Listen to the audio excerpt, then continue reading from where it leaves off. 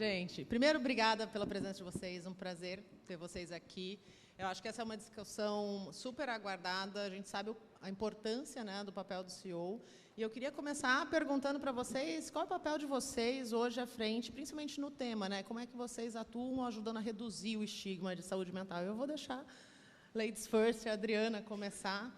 Queria ouvir um pouquinho do que vocês estão fazendo ali para disseminar boas práticas, né, de saúde mental dentro da organização de vocês. Vou tentar dar um pouquinho do escopo. Talvez o Daniel já tenha falado, mas a gente começou esse projeto, a gente pretendia começar esse projeto logo antes da pandemia. E aí veio a pandemia, a gente teve que acelerar esse projeto. E aí eu acho que o nosso papel como CEO, eu destacaria 3 coisas muito importantes. Acho que a primeira, bem operacional, mas é garantir budget, né? A gente tem que garantir budget para conseguir colocar isso no topo da lista, no topo das prioridades. Acho que o segundo é ajudar a reduzir o estigma. E quando a gente fala na 3M de reduzir o estigma, a gente tem hoje 3.000 funcionários, entre funcionários diretos e funcionários terceirizados que trabalham dentro das nossas plantas. A gente tem uma maioria que são operadores de fábrica, onde o estigma é ainda maior. Então, e aí o terceiro é de ser o modelo, né, o role model, e dar essa sensação de segurança psicológica, criar a segurança psicológica. Então, eu diria que esses são os 3 papéis fundamentais. Acho que os 2 primeiros um pouco mais diretos, mais operacionais. E o terceiro, que é criar a segurança psicológica, eu acho que ele é o mais sutil, né, entre todos eles, mas é o mais importante. Porque se a gente não consegue criar a segurança psicológica a partir da liderança, de que as pessoas estão no ambiente em que a gente está cuidando da saúde mental delas para o bem, não para que a gente depois mande embora ou para que elas sejam rotuladas como baixa produtividade, se a gente não consegue ultrapassar esse grande desafio, o programa não funciona. Não, concordo muito com tudo que a Adriana falou. Acho que adicionaria, além de tudo, acho que se criar uma cultura de diversidade e inclusão, acho que ajuda muito também, né? Acho que estamos falando de segurança psicológica, saúde mental, então não dá para não associar isso com diversidade, equidade, inclusão. E eu acho que quando você fala só de dar o budget, eu acho que é mais, sabe, Idri? Acho que não é só dar o budget, é dar o exemplo, né? Eu acho que hoje em dia todo mundo fala de saúde mental, né? É a doença do século, é a coisa mais, é uma das coisas mais importantes. E eu tenho falado muito na empresa que assim nós temos 15.000 colaboradores, mas a gente atende 150 milhões de consumidores. E eu tenho falado muito que assim não dá para querer que o colaborador, assim, não dá para querer cuidar do consumidor se a gente antes não está cuidando do colaborador, né? O colaborador, para ele cuidar do consumidor, ele está sendo bem cuidado. Então, e isso parte da liderança, né? Então, se o CEO, que é o principal líder, não cuidar do seu time, o time não vai conseguir cuidar dos seus colaboradores, que não vai poder conseguir cuidar do seu consumidor. Então, eu acho que o papel do CEO é tirar da fala e ir para a prática, de verdade, e dar exemplos reais, né? Então, acho que é um pouco sobre isso. Acho que só para, antes de passar aqui para o Ota, eu acho que, e às vezes, a gente também fica discutindo muito sobre budget, né? Então, sempre acaba indo para o budget, e eu acho que as empresas também têm que sair um pouquinho dessa seara de tudo tem budget. E, às vezes, tem que ter mesmo budget, e o papel do CEO é alocar o budget, mas eu acho que também tem tanta coisa que você consegue fazer que não necessariamente precisa do budget, e são sinais tão relevantes que tem um papel muito grande. Eu fiz recentemente um post no LinkedIn, e essa foi uma briga que eu tive com a Mafuane quando chegou recentemente, que assim, as pessoas saem de férias e não conseguem descansar hoje em dia, né? E durante um tempo, no passado, isso era até motivo de orgulho, as pessoas se orgulhavam, eu não saio de férias, e isso assim, é um pecado, porque você não consegue descansar e, no longo prazo, você não rende o que você deveria render, né? E eu falava para as pessoas, férias são férias, e assim, não custa nada. A gente foi lá, a gente desceu uma regra na companhia, que a partir de agora, a férias está tudo bloqueado. O WhatsApp está bloqueado, o celular está bloqueado, o e-mail está bloqueado, ninguém acessa mais nada. E as pessoas falaram assim, não, mas não pode. Não, a partir de agora é assim, férias é férias.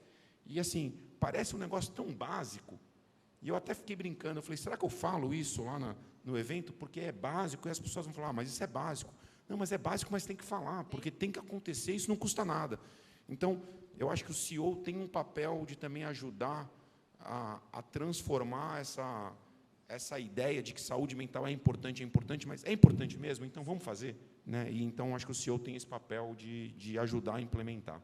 Então, só. Boa. Aliás, eu gostei bastante desse seu post do LinkedIn, eu até comentei, achei demais. Boa tarde a todo mundo, boa tarde, Tati, Adriana e Ariel. Boa tarde, Rafa, né? Ainda bem que a gente vai falar antes de você, porque senão o nosso painel ia ser sem graça, né? Então, tem expectativa para o seu painel para melhorar o nível, né? Não, e eu vou pegar esse gancho do Ariel falando sobre a importância, né? Eu acho que a base da resolução desse problema de saúde mental está na importância que o CEO, a gente está falando do CEO, mas que os líderes dão para esse tema. E quando a gente fala de importância, é muito mais do que colocar só como uma prioridade ou colocar numa apresentação de PowerPoint ou falar muito. Acho que passa muito pela crença. Então, eu vou contar um pouco da minha história para dizer o que eu acho como dificuldade. Hoje, eu vou usar aqui dizer que a gente dá mais ou menos da mesma geração, a gente conseguiu sobreviver a uma cultura de casca grossa. Quando a gente saiu da faculdade, o bonito era ter a pele grossa, para não entrar nada de pressão no nosso sistema e não deixar sair nada do nosso sistema, ou seja, das nossas emoções para fora. E aí a gente foi sobrevivendo. Então, muita gente que está na nossa posição hoje são sobreviventes que se orgulham de ser casca grossa, ou de ter passado pelos cascas grossas. E o que quer dizer isso? É muito difícil para um CEO, desculpa a palavra, fodástico, falar assim, olha, eu considero a saúde mental importante de dar apoio para as pessoas por não ter passado por isso. Às vezes você consegue racionalizar e depois ir para o coração. Eu vou falar a minha história. Eu não sou casca grossa, eu estou longe de ser. E no começo da minha carreira, eu passei por alguns perrengues. Eu tive depressão quando eu estava na faculdade, porque eu sofri um acidente no olho, que eu costumo, inclusive, falar de forma muito aberta, porque foi uma coisa que me revelou muita coisa positiva depois. Até conto em alguns podcasts, se vocês quiserem assistir depois, eu convido vocês a fazê-lo. E depois, na minha segunda experiência profissional, numa super empresa de consultoria, eu tinha um chefe que falava assim, eu vou considerar você o melhor consultor quando eu ver que você tem uma pele de porco. Ele falava bem assim, que você tiver zero emoção demonstrada. Depois de umas 2 ou 3 semanas, eu pedi demissão. Eu tive o privilégio de poder escolher. Imagina só quem ouve isso e não pode escolher. Então, essa é uma realidade que existe ainda muito. Então, hoje, eu sinto dizer, essa é a má notícia, de que muitos CEOs ainda falam de saúde mental, mas não acreditam. Então, acho que a primeira coisa é, você precisa acreditar. Não sei como, mas a gente chega lá. O outro ponto é, CEO, vai se tratar. Minha avó falava assim, ó, esse daí precisa se tratar. Se trata, porque assim, a gente vai mostrar que esse é um tema importante quando a gente ouviu muita gente falar, vocês falaram muito bem, quando a gente der o exemplo. Que exemplo melhor do que se tratar? Se tratar vai lá, né, se consultar, se você tem algum problema, vai se autoquestionar, não precisa ir para um psicólogo. Questiona os seus erros, mostra a sua vulnerabilidade, mostra que você erra, mostra que você escuta. Porque, no final das contas, essa questão de importância é muito simples e muito complicada. A gente mostra que a gente dá importância quando a gente faz. Falar é o começo, mas a gente, de fato, mostra que uma coisa é importante quando a gente faz. Então, cuidar da saúde mental em primeiro lugar, né? Não sei quem falou que precisa primeiro se gerenciar para depois gerenciar o outro. Então, isso é a base para a gente começar a conversar sobre saúde mental. Porque ainda é considerado um empecilho a emoção, né? Eu até li um livro, eu recomendo para vocês, eu fiz um post no LinkedIn, que chama Permissão para Sentir. Eu não sei se alguns de vocês já ouviram, para mim é um dos melhores livros que eu já li, em toda a minha carreira, depois que eu virei adulto, porque ela fala, não adianta você colocar as emoções para baixo do tapete, não é empecilho. O empecilho é o que uma emoção não reconhecida e tratada gera, que é o transtorno, que falou aqui o Dr. Marcos. E aí todo o problema de falta de produtividade, engajamento e falta de resultado. Então, acho que a crença vai começar realmente por entender que afeta o resultado, sim, mas eu acho que vai ter que passar pelo exemplo, porque as próximas ações, o que são? É criar uma governança para que isso vire um assunto importante, permeado por toda a organização, e precisa começar pelos líderes. Se o CEO é um cara que fala, saúde mental é muito importante, mas ele não tem um mínimo de escuta quando você está mal, e você é diretor dele, que depois tem que passar para o seu gerente, que depois tem que passar para o coordenador, você acha que isso vai para frente? Não vai. É um dos assuntos que mais são difíceis de esconder. Então, acho que a gente precisa passar por isso. E aí, lógico, tem diversas ferramentas, a gente pode falar muito, a Vitude é uma dessas ferramentas que a gente aplicou, a gente precisa abrir mais canais de escuta para a gente ver se está indo nessa direção ou não está indo nessa direção. Eu acho que vou aproveitar aqui a fala de vocês e trazer 2 pontos. Você falou de a gente é da mesma geração, e eu acredito que está muito páreo aqui, e se a gente Eu sou olhar... mais jovem, então... Mas eu ia falar, olha, não ia falar que vocês são mulheres, eu ia falar, nós 4 nos tornamos CEOs muito jovens. Sim. E eu acho que isso influencia a forma como a gente lidera os negócios. Né? Acho que o Juliano foi CEO antes dos 40. 32. Né? Quanto? 32 anos. Então, isso muda a forma como a gente enxerga uma série de coisas. Mas a realidade que a gente vê aqui é de muitas pessoas em posições de liderança e que respondem diretamente ao CEO com grande dificuldade de levar a pauta de saúde mental, talvez por serem CEOs que estão neste lugar, ou sejam dessa geração onde era necessário engrossar a casca. E eu queria que vocês falassem um pouquinho, assim, quais são os temas que são relevantes no dia a dia de vocês e que podem ser ali dicas para as pessoas que precisam convencer outros CEOs da importância. Vocês estão convencidos, vocês garantiram um budget para a organização de vocês. E quem tem que convencer outros CEOs no lugar? Como é que faz? O que precisa comprovar para ganhar essa agenda dentro da pauta estratégica? Eu acho que ainda é muito difícil de medir, né? Claro que cada vez mais a gente está inovando nas formas de medir, mas a questão do presenteísmo. Acho que essa é um ponto muito importante, que eu acho que tem sido muito alto. Até estava vendo um dado com o Lucas, lá, de 31% de presenteísmo. Esse é um dos pontos que, a mim, é o que mais me preocupa. Né? Quando eu vejo as pessoas estando ali, presentes, mas sem conseguir produzir, estagnadas, sem motivação, eu acho que esse é uma dos principais pontos para você conseguir implementar um programa desse. E aí, isso falando para o bem da organização, né, o bem da empresa. Quando a gente fala para os funcionários, então é qualidade de vida, engajamento, a gente sabe que a vida pessoal e profissional, elas se misturam, então a gente quer, ao final, que as coisas estejam bem e que ele escolha a empresa que a gente está para trabalhar, né? Retenção, etc. Então, acho que esses são os pontos muito importantes, tem vários outros, mas eu destacaria esses 2. Eu só queria voltar um pouquinho no que o Ota falou, que eu acho que é muito importante, a questão da vulnerabilidade. Eu acho que essa palavra, vulnerabilidade, ela tem sido, 2 palavras, vulnerabilidade e a escuta dos funcionários, eles têm sido muito importantes. E aí o preparo da liderança para escutar os funcionários também é muito importante. Porque a gente tem que ter um interesse genuíno naquilo que a pessoa está trazendo.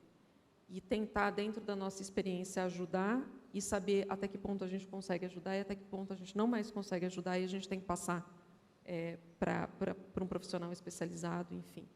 Então, acho que, quando a gente fala de liderança, demonstrar vulnerabilidade, demonstrar que a gente também passou e ainda passa por momentos em que você precisa de ajuda, né, e que isso é comum mesmo com toda a experiência que a gente tem, e chegando no cargo de CEO, a gente também passa por isso, mas principalmente ter a escuta e ter essa escuta de maneira realmente genuína.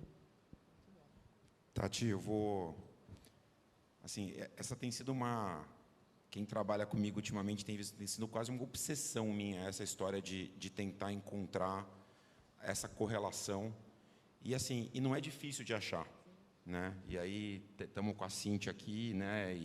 E a gente tem falado muito sobre People Analytics, né? E a Mafone também tem me ajudado. Mas, assim, tem um estudo que eu até trouxe esses dias, que foi feito em Harvard com as lojas americanas aqui no Brasil. Acho que até está na internet um professor ali, depois dá para dar uma consultada, mas eles foram estudar dentro do varejo o que mais correlacionava com a performance de uma loja, de um varejo físico, né? E o Abílio sempre dizia, né? Ponto, ponto, ponto, ponto, ponto e depois ponto. E, na verdade, tem esse estudo de Harvard que mostra que eles mapearam dezenas de possíveis variáveis que correlacionam com a performance de uma loja, e ponto ficou em segundo lugar na análise estatística, e o primeiro ficou a liderança do restaurante ou do varejo, né? E aí a gente caiu para dentro para tentar entender dentro do Burger King, e aí, só para contextualizar, a gente tem 1.000 restaurantes hoje aqui no Brasil, né? E a gente opera diretamente 800 restaurantes, então são 15 mil colaboradores. E quando a gente começa a cruzar um dado básico, que é turnover, ou o tempo que um gerente fica no restaurante, né? E no momento que você tem um ambiente que é hostil, né? O ambiente de gerenciar o varejo, o restaurante, ele é hostil, e as pessoas, se você não cuida das pessoas, elas largam a empresa, elas largam as pessoas e tal. E você começa a ver que, quanto mais tempo essa pessoa vai ficando e performando, né, maior a correlação com o EBITDA que aquela loja gera, com o engajamento do time e com o NPS dos consumidores que frequentam aquela loja, o número ele é muito claro em mostrar a correlação. Então, assim, se você chega e mostra para um CEO a correlação entre cuidar das pessoas e o que isso gera de resultado para o teu negócio, é difícil um CEO que gosta de número e que gosta de negócio não olhar para isso e falar, eu vou me preocupar porque isso é relevante, né? Então, acho que antes de ver os números, eu já entendia que existia uma correlação, e quando a gente vê os números, a gente fala assim, gente, não dá para não cuidar. 1 ano a mais desse gerente, 2 anos a mais desse gerente vai me trazer tantos milhões de resultado.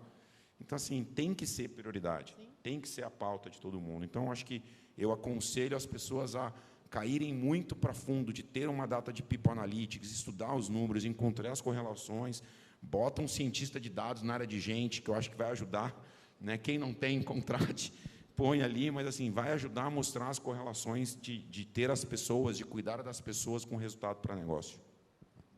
Concordo bastante com o que vocês falaram e queria acrescentar uma perspectiva a mais, porque a gente está numa jornada, né? Essa jornada de saúde mental, de foco no colaborador.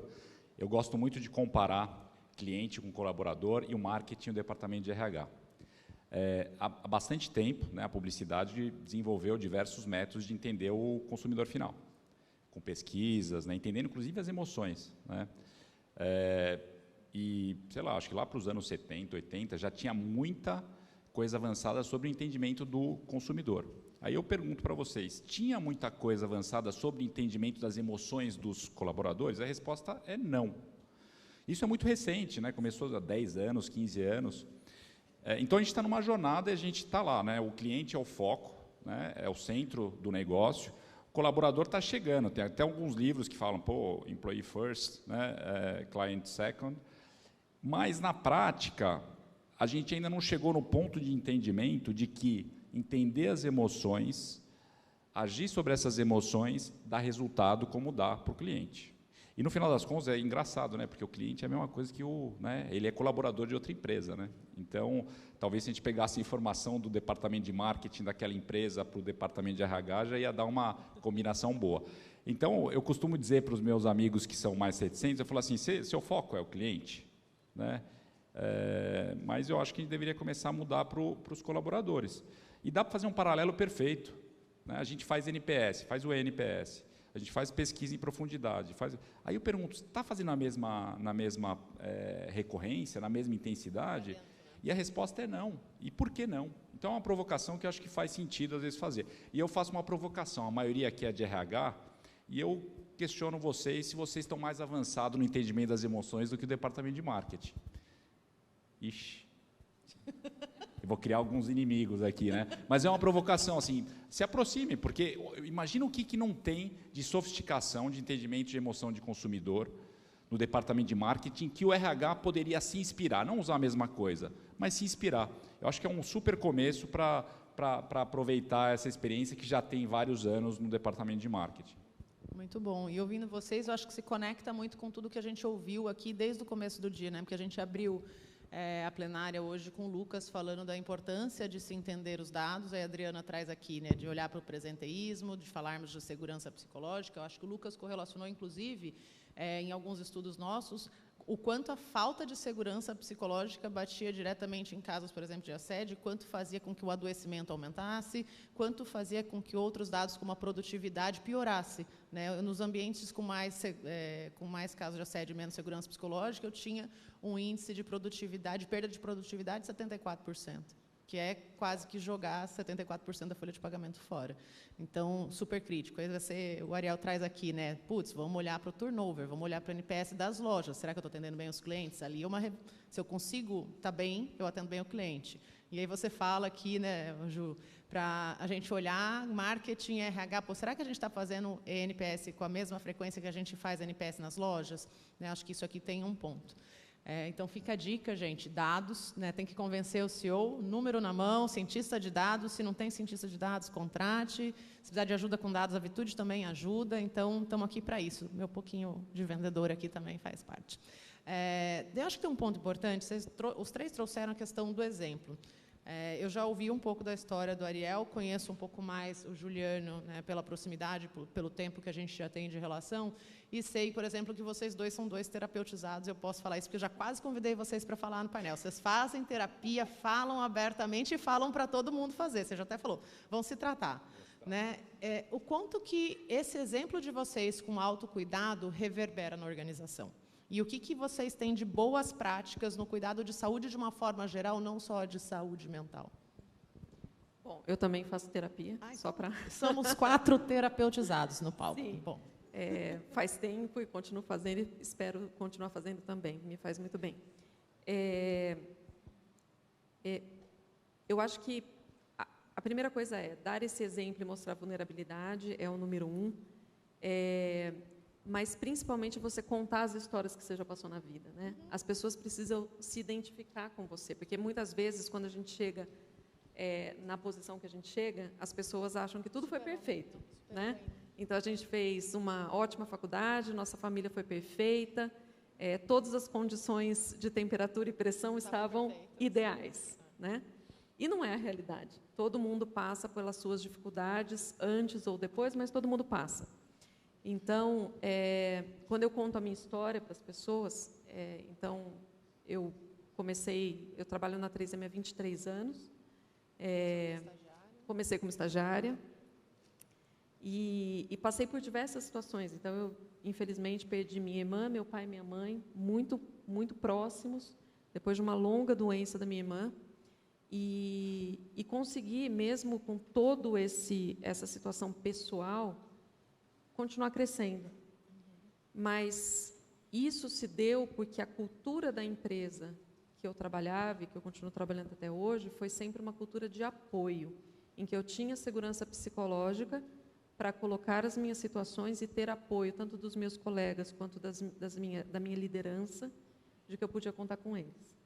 Então, isso foi fundamental. E quando eu conto isso para as pessoas que estão passando por problemas de qualquer natureza, a gente explicar que muitas vezes você vai a nado, mas às vezes você vai em cima da balsa, né? Faz parte.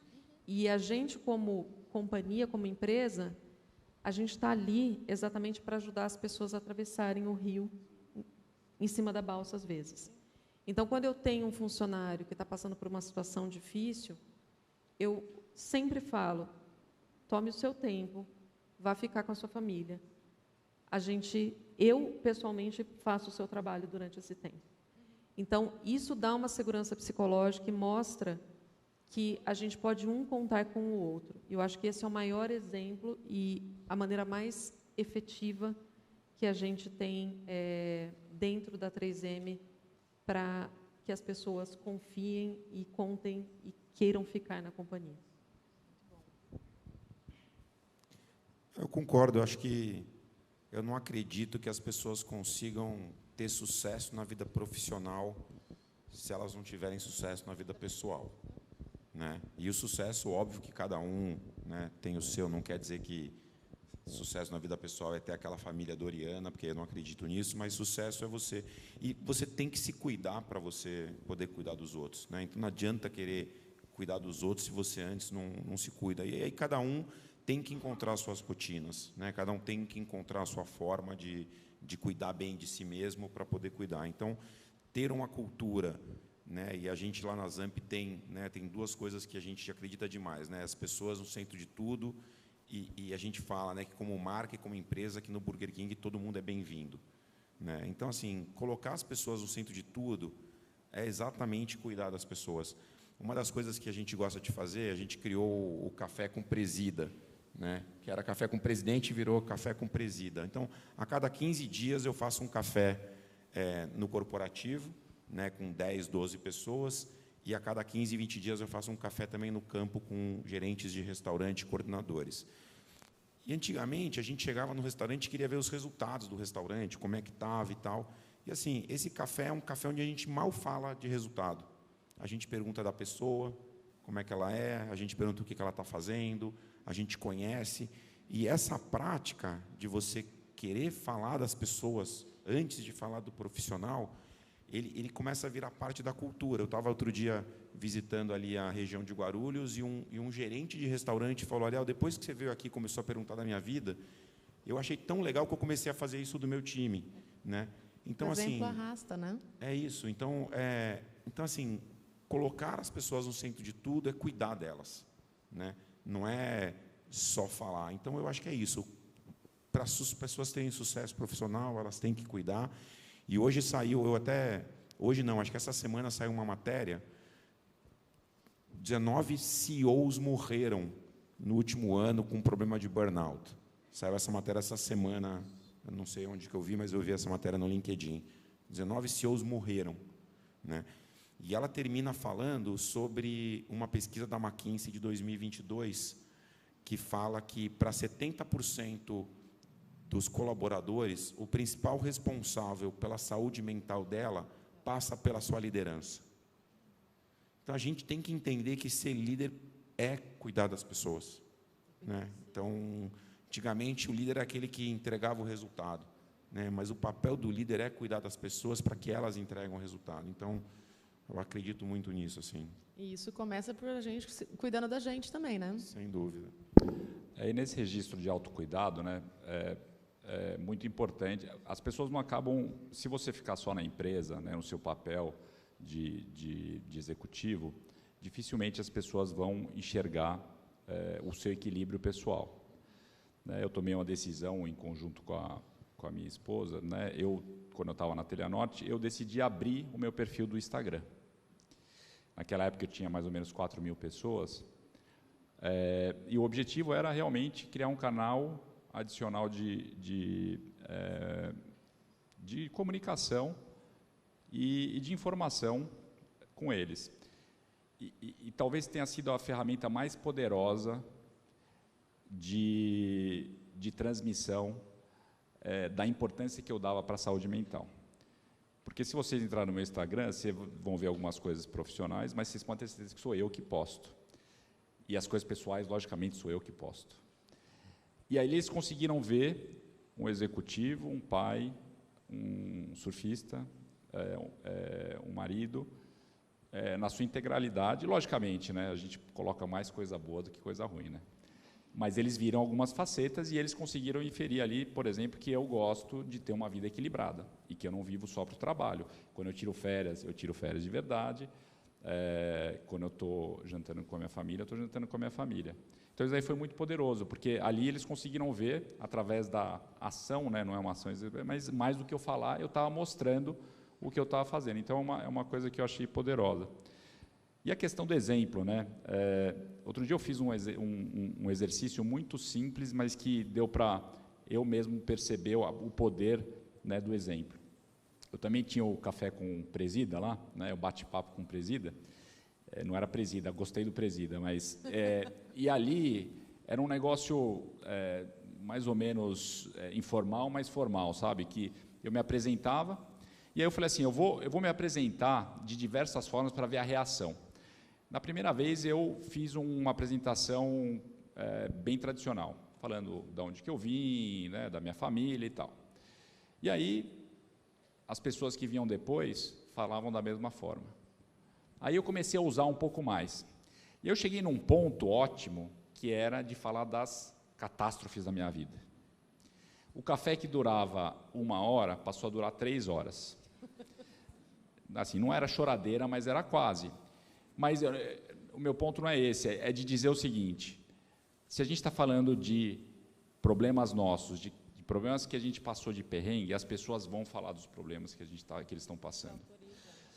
E praticamente esse café virou, né, praticamente a sessão de psicólogo com o CEO, né, porque virava, as pessoas saíam sorrindo depois. Chegava a ter alguns momentos difíceis, mas assim, uma coisa simples, eu só mudei o discurso de abertura, né, o esquema era o mesmo, a comida era a mesma, e aí mudou totalmente. Então, isso daí, quando a gente fala de emoção, é extremamente poderoso.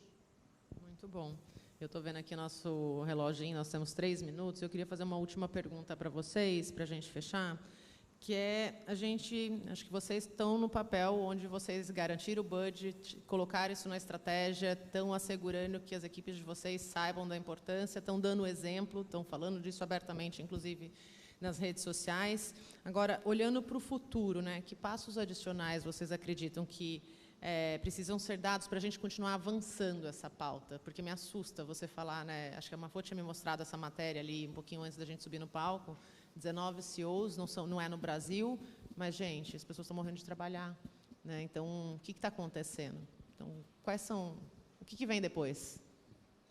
Bom, eu acho que na 3M a gente ainda está no início, né, da trajetória. Quando a gente pega lá as fases que a gente estava olhando no painel lá fora, eu acho que a gente está um pouco mais na estratégia, ainda falta evoluir ainda mais, mas eu diria que o maior desafio e o próximo passo é fazer com que a forma que a gente vende o programa e confia no programa, ela desça a todos os níveis da organização. Então, como a gente tem manufatura, dentro da manufatura ainda existe muito estigma. Então, acho que as pessoas estão evoluindo em confiar mais, mas ainda acho que tem uma trajetória à frente. Tati, acho que a primeira coisa é a gente reconhecer que a gente precisa de ajuda, né? E lá na Zamp a gente também está no começo da jornada, né? E a gente foi buscar ajuda até com a Vitude, né? E a gente está fazendo uma parceria para ajudar a gente a mapear, né? E estamos falando principalmente de focar na liderança, né? Que é onde a gente acredita que a gente precisa focar, para a gente preparar essas pessoas para elas terem um olhar diferente sobre esse problema, né? Então, encontrar embaixadores, né? Treinar essas pessoas no olhar, nas conversas, né? As conversas duras, difíceis, que a gente acha que precisam ser tidas, né? Então, eu acho que é isso. Eu acho que é reconhecer que a gente precisa de ajuda, que a gente não sabe, buscar ajuda com quem pode nos ajudar, ter a humildade para reconhecer que a gente, né, está caminhando e tentar garantir que a nossa liderança esteja preparada para lidar com esse problema, né? Muito bom. Eu acho que o próximo passo é ter programas de educação e treinamento sobre habilidades emocionais. Isso deveria vir da escola, deveria vir da faculdade, mas estamos aqui. As empresas têm uma responsabilidade, não tem uma culpa sobre isso, mas tem uma responsabilidade. E eu acho que a gente precisa investir mais em programas que ajudem as pessoas, em primeiro lugar, reconhecer as emoções, nomear as emoções, porque isso já baixa o nível de estresse absurdamente, tem um espaço para isso. Conseguir expressar as emoções e depois conseguir controlar e regular as emoções. Isso se ensina. Nem todo mundo precisa ir para a terapia, mas todo mundo precisa saber habilidades emocionais. Assim, quem tiver oportunidade, vai na escola dos filhos e fala que precisa ter uma matéria sobre habilidades emocionais. Já começa desde esse... Começa daí, mas a gente vai demorar anos ainda para conseguir. Mas na sua empresa, na minha próxima empresa, eu vou instituir um programa de educação de habilidades emocionais e sociais. Porque a gente tem treinamentos, mas a gente precisa ter um programa estruturado, começando pelos líderes, depois para toda a população, porque eu acho que isso que está faltando. Eu acho que não é só no Brasil, eu acho que é no mundo inteiro. Psicoeducação é a base de tudo. Gente, obrigada. Muito, muito obrigada. Foi um painel incrível.